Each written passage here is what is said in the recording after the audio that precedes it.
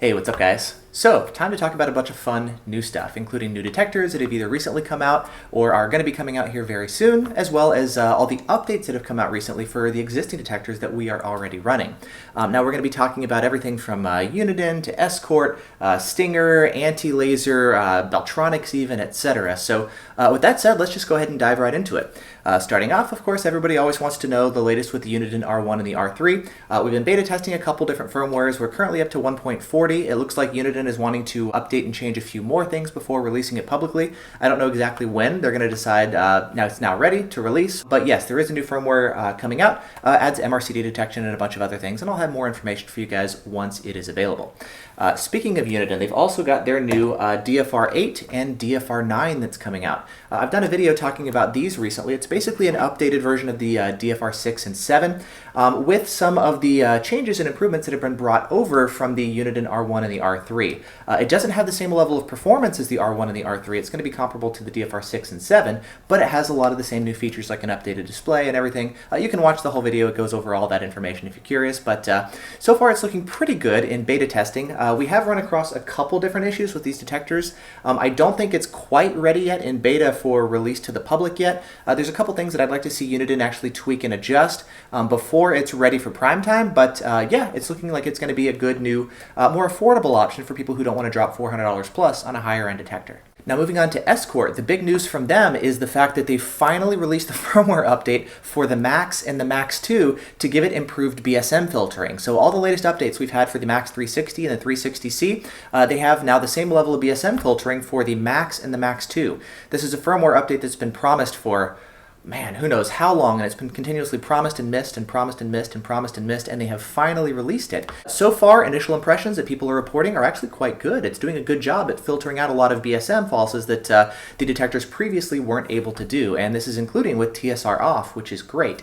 Now, it's not perfect. People are still reporting falses to Hondas and Acuras and Mazdas and everything. And, you know, the results are kind of mixed, but for the most part, reports online are actually quite good. So if you have a Max or a Max 2, you can go ahead and update.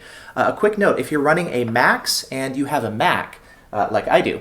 If you're running a Mac, there's currently an issue with the Mac update software for the original Macs, not the Max 2, but the Max, to where sometimes it'll work, sometimes it'll fail. One or two people have reported brick detectors, but Escort is currently saying there's an issue with Escort detector tools, and don't update your Macs if you're running a Mac. If you're on Windows, it's totally fine, but just something to be aware of for original owners of the Macs who are running a Macintosh, a Mac Max. People are also reporting that so far the Max and the Max 2 are not locking up, and they have the new BSM filtering, which is good news for those of us who are running the Max 360 or the 360C. You know, Escort has been trying to address the lockup bugs here, and if, fingers crossed, you know, the Max and the Max 2 are working well. Again, nobody's reported lockups yet. We should be seeing updates soon for the Max 360 and the 360C. There's also going to be some updates coming for laser alerting for the 360C. And there's also currently an issue for those of you guys running certain Android phones like the Pixel 2. There's some compatibility issues with 360C that Escort is also addressing. But no updates yet for the 360 and the 360C and also the Beltronics GT360 for the lockup fix. But based on what we're seeing for the Max and the Max 2, my guess is it's going to be coming pretty soon here. Now, Escort's remotes, the Max CI and the Max CI360 are now updated to 1.7. Pretty much, Escort just says it's some running changes and the features and performance are unaffected. There's also some additional logging capabilities for the 360 version of the Max CI360, but otherwise it shouldn't be too big of a deal. There's just been a series of very small updates, and Escort isn't going into detail as far as the changes, but if you're running a Max CI or a Max CI360, you can go ahead and update, and now we're at 1.7. The Redline EX and the Redline EX International have both also been updated, and they've got the same updates. We're at 1.7 for the EX and 1.5 for the EX International. The two changes that Escort is reporting, the first thing is that they've solved an issue causing some calibration failure messages that show up on the detector and were being incorrectly reported. That has been solved. And they've also made some minor performance improvements to the detectors as well. Now, they're not specifying exactly what the improvements are or to what degree, so of course everybody's wondering, hey, is the range improved? Is it going to be more comparable to the original Redline now? No idea. That's something to test.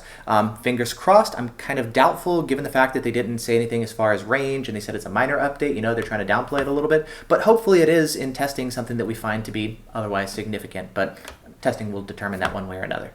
It looks like there's also going to be a Redline EX360 coming out. This is still kind of speculation / rumor just because of the fact that the only place that we've seen it is within the source code for Escort Detector Tools, kind of the software that you use to update the detectors. There's now a reference to the Redline EX360. So my guess it's going to be a Redline EX just with a rear antenna to give us arrows, but no other information as far as features, price, release date, pictures, anything like that. It's just the fact that, well, we've seen a reference to that in the update software. Escort has also announced that they're going to be integrating both Escort Live and Cobra iRadar, which is kind of Cobra's version of Escort Live with the cloud alerts. So now Escort detector users and Cobra detector users, their alerts are going to be shared, which just means that we have more alerts coming in for both Escort and Cobra users. So that's something kind of cool. And there's also going to be some improvements coming to Cobra's iRadar app, which is good because when I tested it a couple years ago, it was not good. Yeah, it wasn't good. So a lot of the changes now should actually be better since I tested it past. So anyways, there are some improvements on the software side. Speaking of Escort, I'm actually going to be flying out next month to go meet up with Escort at Escort HQ. I'm going to be interviewing the CEO and some people who actually work at Escort. So that's going to be something coming. I'm going to do a video kind of talking more about that in detail as far as the overall idea with the interview, what we're going to be talking about, things like that. So basically up to this point, I've been talking to a lot of members on RDF to get a good feel as far as what questions you guys are wondering. It's going to be a live stream when I'm there. I'm actually going to be live streaming the interview. And then after we go through all the initial questions, I'm going to be doing kind of a live Q&A where you guys will have a chance to ask questions, and then I'll pick from some of them to actually ask the CEO or whoever I'm sitting with from Escort. So keep an eye out for that. I'll have more information coming soon. Now moving on to Beltronics, there's going to be a new detector coming out from Beltronics called the GT1. We don't have much information about it yet other than an FCC release and some information online from Beach Camera. They're going to be selling it. My guess is it's going to be very similar to the GT7, which was kind of a Beltronics version of the original Passport Max, but they're going to be adding Bluetooth to it, and it's kind of a new detector, which they're going to be calling the GT1. That's my guess as far as what it is. We know it's going to have Bluetooth, so I'm guessing it's just going to be like a GT7 with Bluetooth. Again, not a ton of information yet. Props to Insipid Monkey, who was looking at the source code for the Beach Camera website. It looks like the price is going to come out at $299, so $300. It's not going to be a higher-end detector. It's going to be kind of a mid-tier-ish price detector, and so we'll have more information as the detector is officially announced or photos go up, that kind of stuff. So not a ton of information yet, but looks like there's going to be another new detector coming out from Beltronics. Whistler, on their website, they're now showing the CR95, which looks like the successor to the CR88. Basically a budget detector. It's kind of one of their top-of-the-line ones. It's effectively the CR88, their non-GPS version of their detector, just with a longer range on K-band and Ka-band. They've increased the sensitivity, but otherwise features and filtering are identical to the previous gen Whistlers. There's going to be a GPS version of it coming out as well, I'm sure. But again, not a ton of information other than the fact that they have the CR95, the non-GPS version, posted on their website. The ALP has been updated for those of you guys running the anti-laser priority. We went from firmware 5.4.7 that was released, but there was actually a bug in that one if you guys were running the TX sensor. ALP found out about that issue and they updated it in like 2 or 3 days or something super quick to firmware 5.4.8. And that now actually resolves the issue that we've seen with the TX sensors. So that was actually really cool to see. ALP doesn't typically release updates with bugs, but they did and they fixed it super quick. So that was really awesome on their part. Looks like there's also a new feature for those of you guys running the NetRadar DSP. It's come out a little while ago. I don't remember exactly what firmware update it's come out in, but for those of you guys worried about Spectre immunity, if you are running the NetRadar DSP and you have it switch into parking mode, that actually disables the detector, and so the detector will be completely undetectable to the Spectre because it's turned off. Of course, you're not going to be able to detect radar. The detector's turned off, right? But when you're in parking mode, for example, you have the ability to have the NetRadar DSP shut off when you're parked with this new option. So something to keep an eye out for those of you guys who are interested in that capability. Moving on to Stinger. They've released a new firmware update for the Stinger VIP. It's 4.2.10. Now there's a bunch of stuff that it updates. It adds some new features, it improves the performance on the radar side, it improves the filtering, there's some improvements to the laser side, etc. Now I haven't gone through everything. I fired it up and ran it for about a day.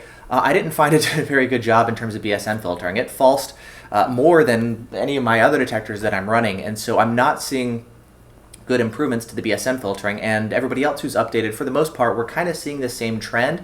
And so I ran it for a day, just kind of a drive across town and back, and then I've since turned off the Stinger and put the display back in my glove box, and I'm not running it anymore. So kind of disappointing because we've been waiting so long for an update from the Stinger and they've released one, and initial impressions so far are kind of womp womp. So that's been kind of a bummer, but yes, there is an update now for the Stinger VIP. There's going to be an update for the laser side as well, not just a software update, but a hardware update. For those of you guys familiar with Stinger's laser jammers, they have the normal Stinger heads, and they also have the optional fiber optic heads, which are super, super tiny. So if you're looking for a very hidden install or something that doesn't compromise the aesthetics of your vehicle or isn't visible, you want more placement options as far as where you can put it without maybe potentially cutting your grill, things like that, you could upgrade to the optional fiber optic transmitters. The receivers were still the physically larger heads, but the transmitters were super small. Stinger's announced recently that they're going to be doing all fiber optic laser jammers, meaning not just the transmit side, but also the receive side. So for those of you guys who are wanting, the most stealthy install possible, once that comes out, that I think is going to be a really cool option.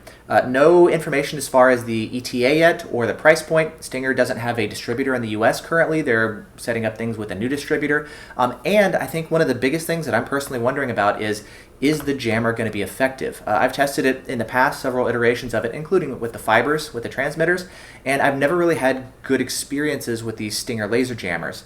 It's been pretty hit or miss. I've seen maybe one or two people who were able to get consistently reliable jam-to-gun performance, but that's been more of the exception than the rule. Myself, I've had a fair number of issues with it, and so I run the ALPs as my full-time jammers. But if they can address the software side of the Stinger laser jammers, I think that could be a really cool option. Something else to note is they're working on a standalone laser jammer, so if you don't want to get the Stinger VIP radar detector, you can get what's called the Stinger Freedom interface, essentially, the laser jamming system. It's designed to be a standalone laser jammer, so you've got a little control pad, an interface and display that you put in your car to, control your laser jammers and disable them and whatnot when you're shot. But that should be a good option. So assuming, they address the jamming capabilities to make it solid and consistently capable of jamming laser guns, I think that's going to be a really cool option. So something to keep an eye out for. And then the last thing to talk about, Rocky Mountain Radar with their Judge. They're known for advertising scrambling capabilities, which is kind of like jamming a radar or laser. It prevents an officer from being able to get your speed. Total snake oil, doesn't work at all. They've updated the Judge, which is the latest version of their detector. It's the Judge 2.0. It's a firmware update they've released, but they're calling it 2.0. It's a firmware update. It adds things like the ability to turn individual bands on and off. It now has TSR, so finally can filter out traffic sensors. That's great. One of the most amusing things is they actually specify that now you can turn X-band on and off, which is kind of interesting because they say specifically that they've removed X-band detection from the detector to cut out false alerts and also improve K-band and Ka-band performance. So that's kind of amusing. We have the ability to turn X-band on or off, but they're advertising that it doesn't even have X-band detection in the first place intentionally. So that's kind of something interesting, but it's Rocky Mountain Radar, whatever, you wouldn't want to buy it anyways, So anyway, yeah, there you go. There's a look at all the latest updates as far as new detectors, laser jammer updates, and yeah, so awesome. I guess that's that for now. Thanks so much for watching. Let me know if you have any questions. Hope you guys have enjoyed this video, and I'll see you in the next one. Bye.